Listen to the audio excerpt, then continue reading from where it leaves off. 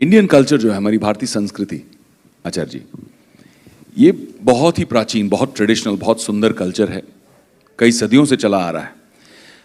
हम शांतिवाद, ये एक बहुत एसेंशियल पिलर है हमारे कल्चर का, एक बहुत बड़ा स्तंभ है। आज के जो ग्लोबल कॉन्फ्लिक्ट्स चल रहे हैं, हम सब देखते हैं न्यूज़, अपसेट हो जाते हैं, डिस्टर्ब हो जाते हैं, बोलते हैं this is so bad, Ukraine Russia की फाइट हो रही है, विजुअल्स देखते हैं, या फिर जैसे अभी जो गन कॉन्फ्लिक्ट हुआ कि एक आदमी की मानसिक संतुलन खो बैठकर उसने बच्चों को स्कूल में जाकर भून दिया गोलियों से। ये सबसे हम डिस्टर्ब हो जाते हैं। लेकिन how can we proactively contribute to a more peaceful society? हम क्या कर सकते हैं? How can we change that? इस पे थोड़ा हमारा मार्गदर्शन कीजिए प्लीज। देखिए, विवेकानंद जी ने दो बातें कही हैं। जहाँ तक भारतीय संस्कृति का सवाल है, भारतीय संस्कृति ने सदैव सर्वे भवन्तु सुखिनः, सर्वे सन्तु निरामया, ये हमारा जो वसुधैव कुटुम्बकम का एक नारा नहीं है, एक जो भाव रहा है। और भारत की संस्कृति के बारे में मैं गुरुदेव के पास बैठ करके अगर कहूँ, आपसे निवेदन करूँ, तो ये हमारी बहुलतावादी संस्कृति है, अनेकता में एकता जिसकी मौलिक विशेषता है, सर्वधर्म सद्भाव जिसका मूल मंत्र है।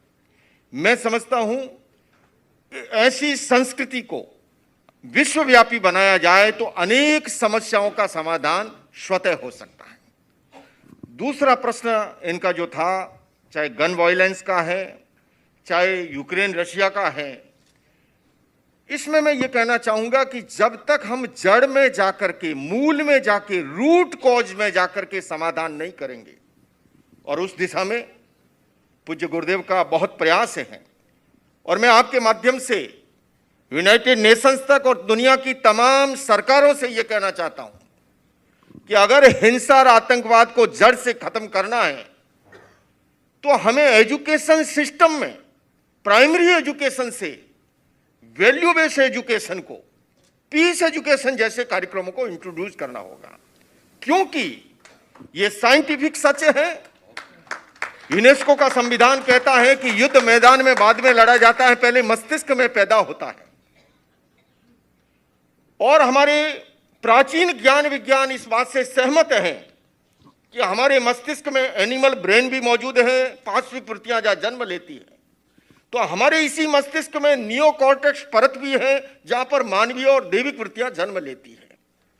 और ये मैं एक धर्मगुरु होने के नाते नहीं, मेडिकल साइंस इस बात को एक्सेप्ट करता है कि अगर स्टूडेंट का, बच्चे का सिंपैथेटिक नर्वस सिस्टम ज्यादा सक्रिय है या पैरासिम्पैथेटिक नर्वस सिस्टम, या तो वो हीन भावना में चला जाएगा, दब्बू रह जाएगा, और या इतना आक्रामक बन जाएगा जैसे टेक्सास में या कुछ वर्षों पहले वर्जीनिया की यूनिवर्सिटी में एक ही स्टूडेंट ने जो है इस बार 1.5 दर्जन और उस बार लगभग 3 दर्जन लोगों को शूट करके रख दिया। यह हमें टुकड़ों टुकड़ों में जो समस्या दिखती है, कभी जातिवाद की, कभी वर्णवाद की, कभी नस्लवाद की, यहां पर गोरे काले की समस्या है, हमारे हिंदुस्तान में हिंदू मुसलमान की समस्या है, अन्य देशों में और कोई सीमा की समस्या है, रशिया और यूक्रेन की।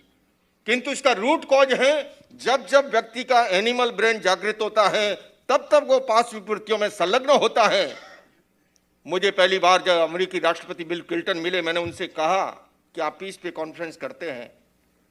हमारे यहाँ हिंदुस्तान में तो इस विषय पर एक एक धर्माचार्य लाखों की भीड़ जुटाता है, लेकिन आदमी केवल उपदेश से नहीं बदलता है, बदलता है प्रयोग से। और मैं समझता हूं एजुकेशन सिस्टम में उन प्रयोगों को हमें समावेश करना होगा, पीस एजुकेशन को, वैल्यू एजुकेशन को, और उस दिशा में आर्ट ऑफ लिविंग कार्य कर रहा है। अहिंसा विश्व भारती और तमाम ऐसे संगठनों को एक साथ आना होगा, तभी ऐसी समस्याओं का समाधान हो सकता है।